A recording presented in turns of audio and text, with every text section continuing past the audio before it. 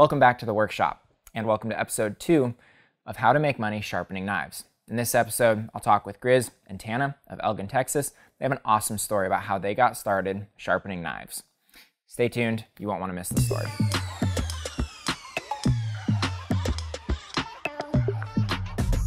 Well, thanks Grizz and Tana for joining us. Grizz and Tana are joining us from Elgin, Texas, outside of Austin. And from their knife shop, the To The Point Blade Shop. Is that what you technically call it? To the Point Blade Sharpening and Sales, technically. Grizz, I guess both of you, this is your story together, but you have quite the story as far as getting into sharpening and quickly getting into sharpening for money. That makes it sound like it's maybe a different sort of trade, but sharpening for money as a business, at first a side hustle, turned into a full-on shop now. An incredible story. Walk us through the short version of that. It kind of started, we had decided to make a life change. We sold our house, we quit our corporate jobs, we bought an RV, decided we wanted to travel.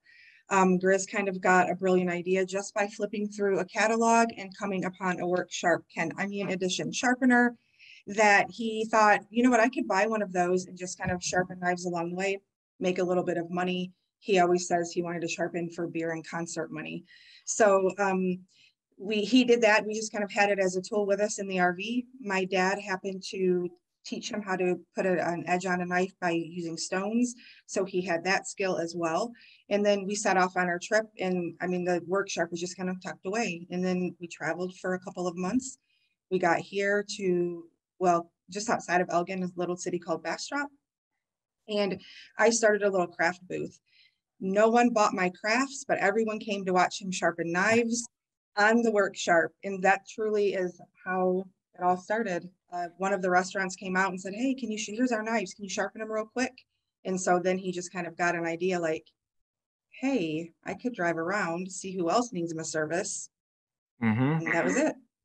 Bought a little motorcycle and put about 20-something thousand miles on a motorcycle with a WORKSHARP and some knives in a backpack. So I guess what would a recommendation be for where to start? I mean, so restaurants being one of those, but is there another, maybe a secret type of place that you're like, wow, I had no idea this industry has a very significant need for sharpening? If somebody were just starting out and wanted to get a simple flyer and just go door to door, I expect every house has at least 10 knives in it. And I expect 9 out of 10 houses have dull knives. Yeah, if not more. That's it. Yeah. Yeah. I think the name of the game for Grizz, I'm sorry. No, go ahead. I think the name of the game for Grizz truly was beating down the door. But he has no fear, no anger, so it's not any issue for him. But he would literally go, we would get like on a Google map, and he would write down every restaurant on his path, and he would just go stop, and just talk. I mean, he got a lot of no's, but he got yeses, and a lot of good food along the way, and some beers, and meeting and shaking hands with some interesting people, and the stories of the knife, if you will. Take me from the motorcycle riding days, dragging a WORKSHARP around, to where you're at now, and maybe just some of the lessons you've learned along the way. Well, I happened to stumble into a feed store in Bastrop and asked if I could put a sign up on the wall, and they suggested sure. Not a problem at all. The next thing you know, people are walking in the door, bringing items in. Can I get them sharpened here? And they allowed me to come up there and pick up and drop off. That became so abundant. They said, why don't you just take a room in the back there? Let's work out a percentage or a payment. And I was there for 5 years exactly.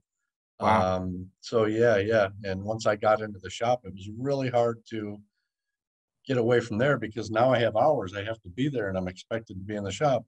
So the motorcycle just kind of, unfortunately, went to the wayside, and sold that. But I'd like to be out on the road again, but I need to be in the shop making sure that everything's being sharpened properly until we can get the right crew in place. And I'd love to get on the road again with this. That's very interesting that they made a special position for you, I guess, as a, I mean, so you were a, I guess you probably would have been like a contractor for the feed store. No, just a renter. I rented some space in the back, Oh, and yeah, just it was a tin box, and it was like a small garage behind the feed store.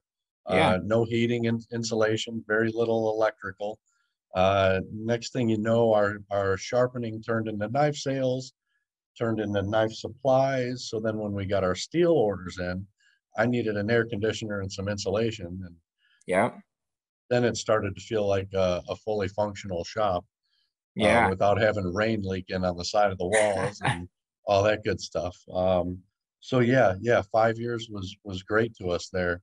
And then fortunately, we got a phone call and someone suggested, hey, come take a look at the building we have here on Main Street and First in Elgin. And I'll tell you, I couldn't have dreamt of a greater location, a nicer location for us. Right now, you sharpen, I mean, knives are probably a small portion of what you sharpen.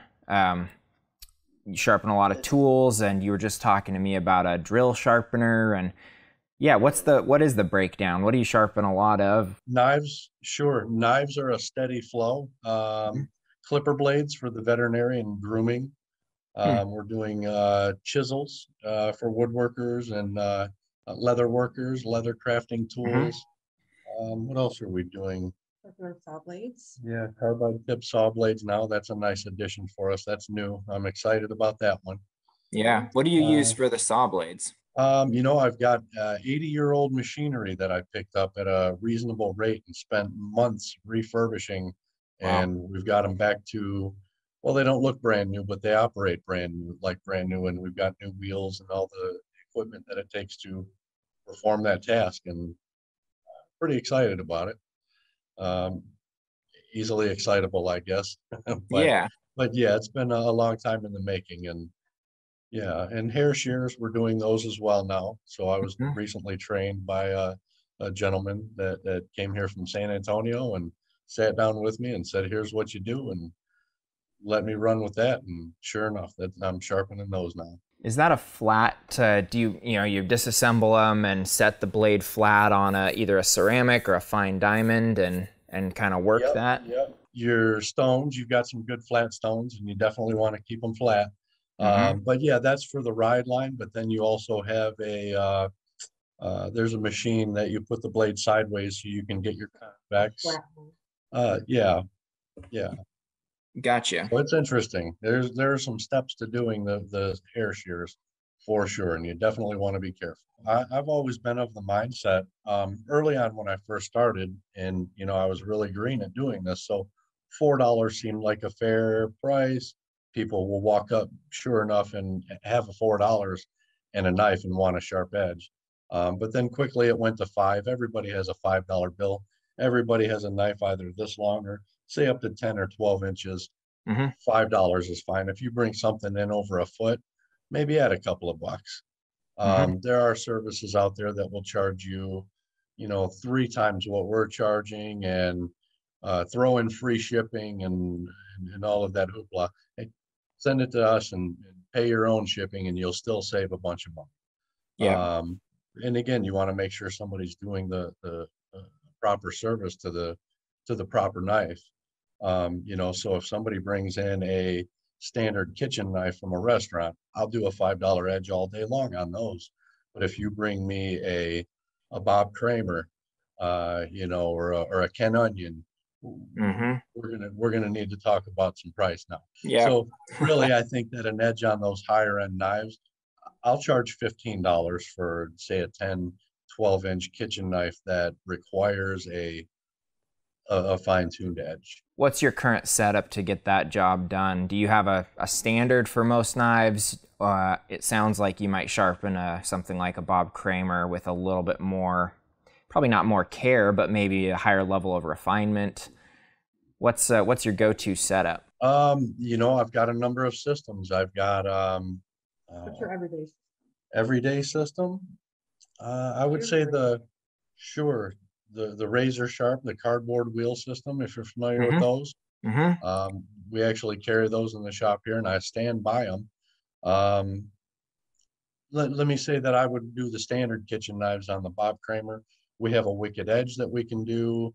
You know, some of those fine-tuned diamond edges, if you've got a wobbly hand, the wicked edge will take that off.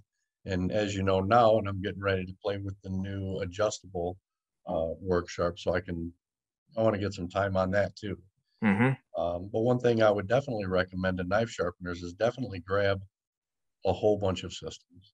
Learn how to put a bevel, learn how to get a burr, learn how to remove the burr safely without damaging grandpa's knife or you know, whatever it might be. You mentioned shipping. Do you have a decent amount of business that is not local to you there, that's shipped in from elsewhere? Yeah, you know, we do get shipments from all over the country. Refurbish, we do some refurbished stuff.